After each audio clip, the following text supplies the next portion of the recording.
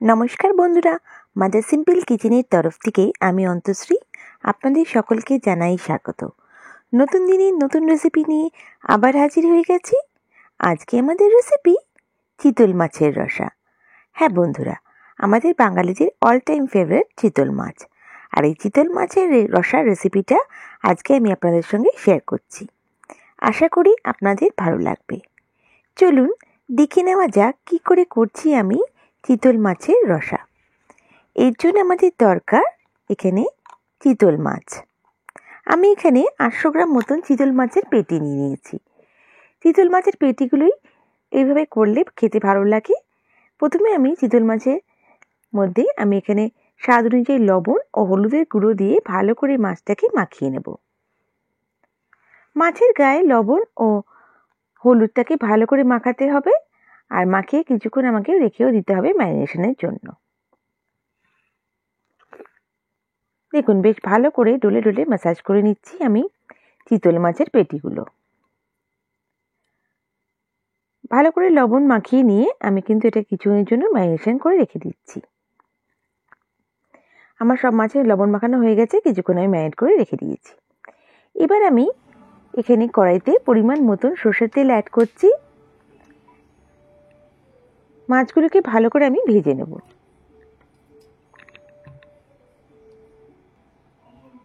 তেলটা গরম হয়ে গেছে, এবার আমি মাছগুলোকে ভালো করে ভেজে নিচ্ছি। এখানে একবারে সব মাছ ভাজা যাবে না, তাই আমি এখানে দুবারে মাছগুলোকে ভেজে নিয়েছি। যে কটা মাছ আমার কড়াইতে আসছে সেইভাবে আমি ভেজে নিচ্ছি। মাছগুলোকে বেশ উল্টে পাল্টে ভালো করে আমাকে কিন্তু লাল লাল করে ভেজে নিতে হবে। দেখুন মাছের একটা দিক ভাজা হালকা হয়ে গেলে আমি এটাকে উল্টে পাল্টে নিচ্ছি। বেশ দুটো সাইডই আমাকে বেশ লাল লাল করে ভেজে নিতে হবে।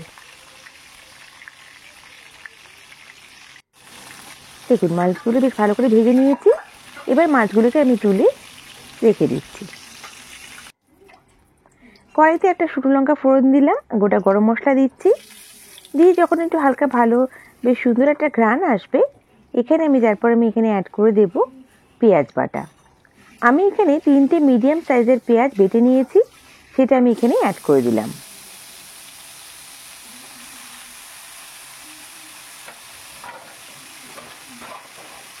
দেখুন পেঁয়াজগুলো দিয়ে আমি একটু হালকা নাড়িয়ে চাড়িয়ে নিচ্ছি।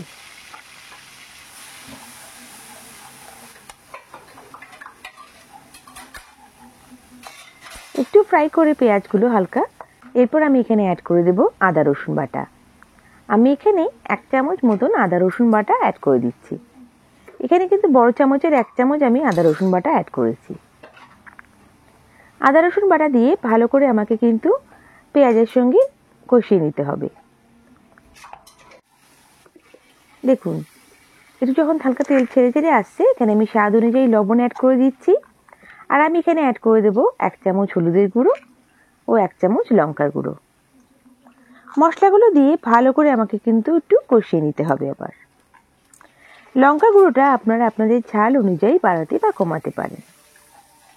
দেখুন মশলাগুলো দিয়ে ভালো করে আমি একটু কষিয়ে নিচ্ছি।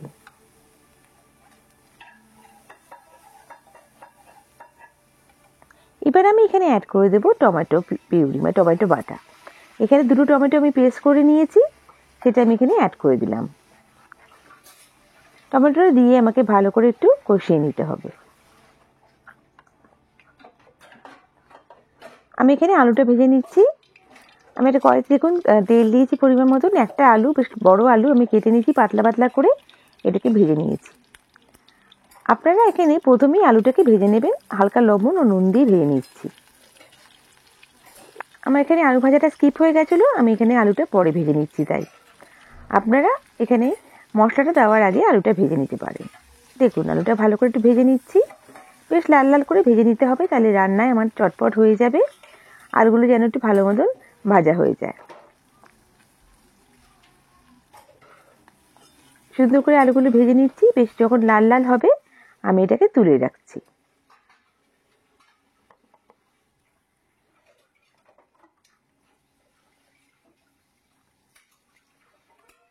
এবার আমি মাছের যে মশলাটা বানিয়েছি আমাদের আলুগুলোকে আমি কিন্তু এখানে ছেড়ে দেব।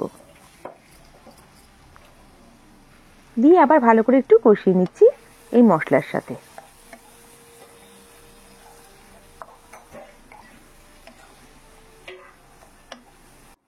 ভালো করে কষতে হবে এবং যখন ভালো করে তেলটা ছেড়ে আসবে তখন আমি এখানে জল অ্যাড করব। খুব বেশি জল অ্যাড করা যাবে না, যেহেতু এখানে চিতল মাছের রসা, এটা কিন্তু মাখো মাখো হলেই ভালো লাগবে। দেখুন হালকা করে মিশিয়ে নিচ্ছি মশলার সাথে জলে।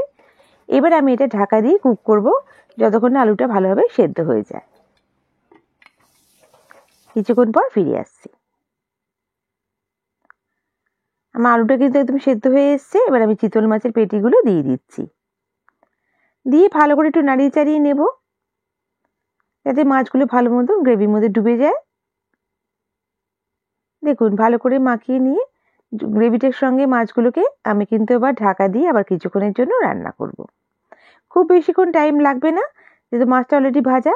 আর দেখুন একটুখানি জাস্ট যাতে গ্রেভির মধ্যে মাছটা থাকে আমি একটু ঢাকা দিয়ে রান্না করছি।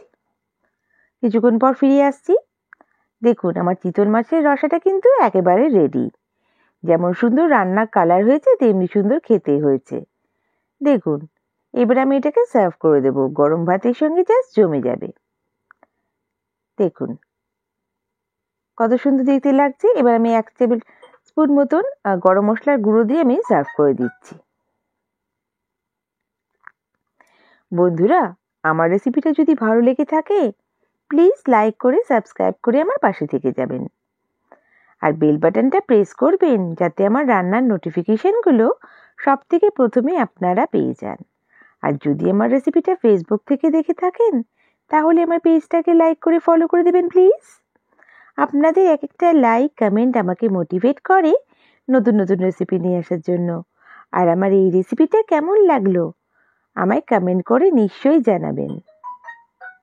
নেক্সট রেসিপি নিয়ে আবার হাজির হয়ে যাব। সবাই ভালো থাকবেন, সুস্থ থাকবেন। বাই। Thank you.